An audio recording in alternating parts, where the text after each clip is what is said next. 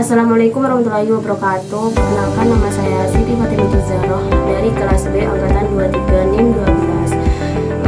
Saya sendiri dari kelompok 6. Di sini saya akan mempresentasikan tentang sistem pencernaan ikan dan dibantu oleh teman saya berperan sebagai audiens.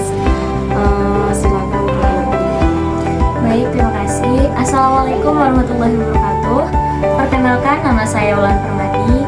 Saya merupakan mahasiswa pendidikan biologi dari Universitas Islam Madura. Dan di sini saya berperan sebagai audiens dalam presentasi pencernaan ikan dari saudari Siti Fatimah Zahroh. Assalamualaikum warahmatullahi wabarakatuh. Nah, di sini saya akan mempresentasikan tentang sistem pencernaan ikan. Apa itu sistem pencernaan? Sistem pencernaan adalah proses biologis yang memungkinkan organisme mengolah makanan menjadi energi dan zat gizi serta membuang sisa-sisa yang tidak berguna. Selanjutnya yaitu organ-organ pencernaan gastritis, terdiri dari mulut, faring, dan esofagus, lambung, usus, hepatopankreas, anus atau bronka. Mulut sendiri berfungsi untuk menangkap makanan. Faring dan esofagus sendiri itu saluran untuk menuju lambung. Lambung sendiri berfungsi sebagai pencernaan protein dengan secara kimia dengan menggunakan bantuan enzim pepsin. Usus sendiri berfungsi sebagai penyerapan nutrien atau gizi-gizi yang lain. Hepatopankreas berfungsi sebagai menghasilkan empedu dan enzim. Anus atau bronka berfungsi sebagai mengeluarkan sisa-sisa makanan. Untuk mekanisme sistem kerja pencernaan ikan yaitu ada 4. Yang pertama, makanan ditangkap oleh mulut lalu dibawa ke lambung. Yang kedua, lambung mencerna protein dengan enzim dan ke asam lambung. Yang ketiga, nutrisi diserap dalam usus. Yang keempat, sisa makanan yang keluar melalui anus atau bronka. Selanjutnya itu tentang faktor pendukung. Itu ada 3. Yang pertama, kualitas pakan yang baik. Yang kedua, suhu air yang optimal. Yang ketiga, pemberian pakan yang teratur. Faktor pendukung yang pertama, kualitas pakan yang baik. Pakan yang bernutrisi, mudah dicerna, dan sesuai ukuran mulut. Ikan membantu proses pencernaan lebih efektif. Yang kedua, suhu air yang optimal. Suhu air yang optimal sendiri yaitu suhu yang sesuai dengan spesies ikan akan meningkatkan aktivitas enzim pencernaan dan efisiensi metabolisme. Yang ketiga itu hikmat pemberian pakan yang teratur. Seperti jadwal makan yang konsisten mendukung sistem pencernaan tetap aktif dan tidak terbebani. Selanjutnya itu faktor penghambat.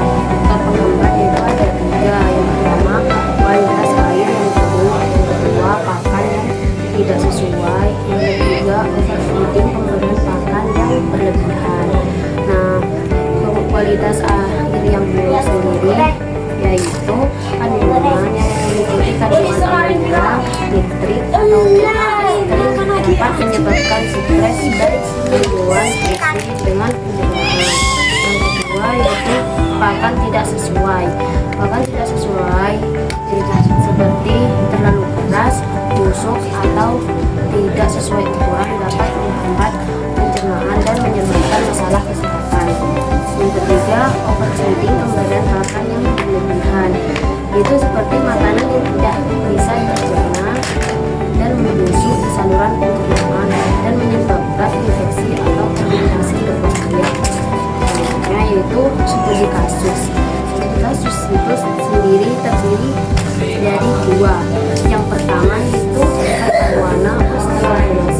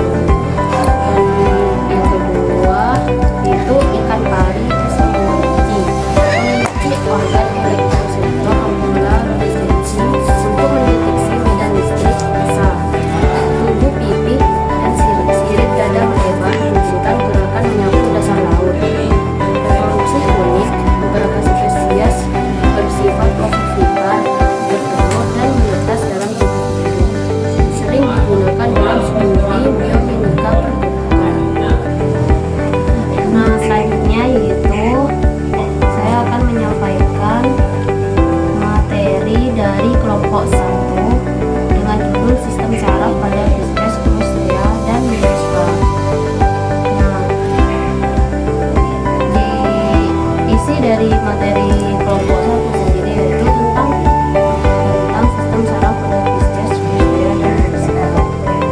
Kelengkapan dan ciri fisik Pisces, organ utamanya yaitu otak dan sudut tulang belakang. Ciri fisik otak kecil terdiri atas otak depan, tengah, dan belakang. Fungsinya otak depan penciuman dan perilaku, otak tengah visual, otak belakang gerakan dan keseimbangan, sumsum tulang belakang transmisi impuls saraf. Yang kedua, kelengkapan dan ciri fisik Pisces. Organ utama yaitu penggila otak dan tali saraf ventral.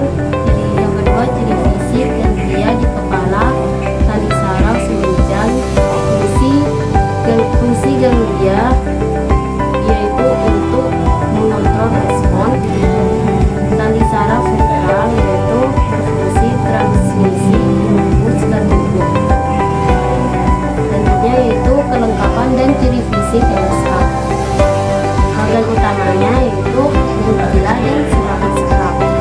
Ciri fisik ganglia tersebar terutama di kepala.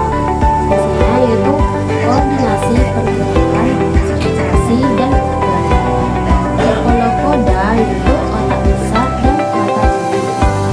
Selanjutnya yaitu faktor pendukung dan penghambat, yaitu terdiri dari oksigen cukup, suhu stabil, habitat mendukung sensorik. Penghambat sendiri terdiri dari polusi air, suhu ekstrim, gangguan organ sensorik. Nah, oksigen cukup yaitu oksigen esensial untuk metabolisme sel saraf. Suhu stabil yaitu suhu yang ekstrim dapat mengganggu fungsi saraf. Habitat mendukung sensorik yaitu lingkungan yang memungkinkan organ sensorik berfungsi optimal. Untuk faktor penghambat yaitu polusi air, zat-zat pembuatan dapat mengganggu atau merusak sel saraf dan transmisi impuls. Suhu ekstrim, suhu yang terlalu tinggi atau terlalu rendah dapat menyebabkan kerusakan permanen atau disfungsi sementara pada sistem saraf. Gangguan organ sensorik yaitu kerusakan atau disfungsi pada reseptor sensorik akan menghambat kemampuan organisme untuk menerima stimulus dari lingkungan. Nah, berikutnya yaitu tentang mekanisme kerja sistem saraf. Ada 4, yaitu yang pertama stimulus diterima reseptor mata, antena, kulit. Yang kedua, impuls dikirim ke otak atau ganglia via neuron sensorik. Yang ketiga yaitu diproses dan dikirim kembali via neuron motorik. Yang keempat, efektor merespon yaitu berenang, menghindar, dan lain-lainnya. Selanjutnya yaitu yang terakhir tentang studi kasus.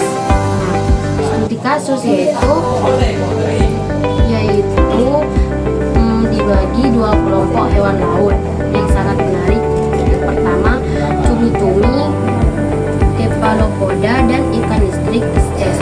Keduanya memiliki karakteristik unik yang membuat mereka istimewa di dunia bawah laut. Cumi-cumi sendiri dikenal memiliki sistem saraf kompleks dan otak yang besar. Ini memungkinkan mereka untuk melakukan berbagai perilaku yang berbeda. Salah satunya kemampuan paling menakjubkan dari cumi-cumi adalah kamuflase cepat yang mereka lakukan melalui sel-sel pigmen khusus yang disebut kromatofor. Mereka dapat mengubah warna dan tekstur kulitnya dan sekejap untuk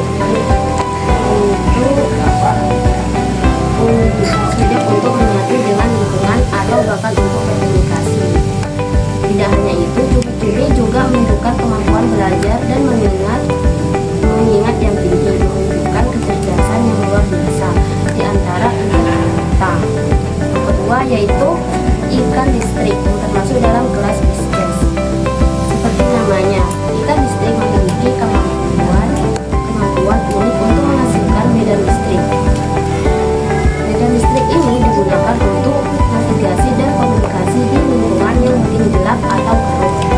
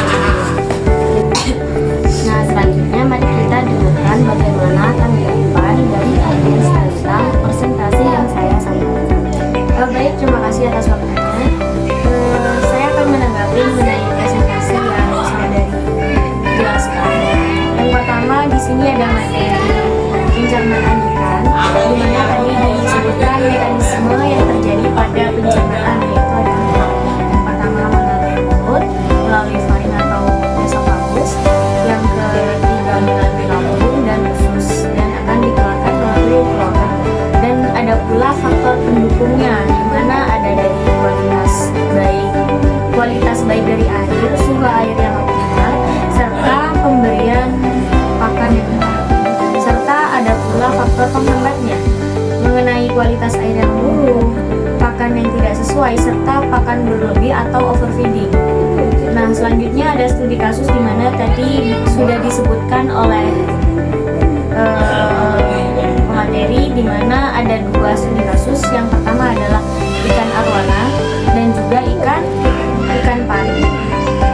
Nah, selanjutnya dari materi yang kedua adalah syaraf, sistem syaraf pada Pisces, krustasea dan juga moluska, di mana yaitu ada 3 jenis. Yang pertama Pisces atau ikan, yang kedua ada krustasea atau udang dan kepiting, dan lalu ada moluska mengenai siput, di mana pemateri menjelaskan mengenai kelengkapan dan ciri-ciri. Tadi dijelaskan juga pada organ yang pertama ada otak depan, tengah dan belakang, dan yang kedua ada sumsum tulang belakang. Nah, materi ini menunjukkan bahwa setiap kelompok memiliki sistem pencernaan yang sistem syaraf yang menyesuaikan dengan lingkungannya dan juga kebiasaannya. Lalu materi ini menurut saya sangat menarik karena membahas mengenai sistem syaraf yang terjadi pada 3 jenis hewan tersebut, Pisces, krustasea dan juga moluska. Nah, dari materi ini menunjukkan bahwa evolusi dari sistem tubuh hewan tersebut itu begitu kompleks dan bisa dilihat dari bagaimana dia beradaptasi dengan lingkungannya dan juga bagaimana reproduksi atau bagaimana sistem syarafnya untuk beradaptasi dengan lingkungan. Mungkin itu saja tanggapan dari saya. Kurang lebihnya mohon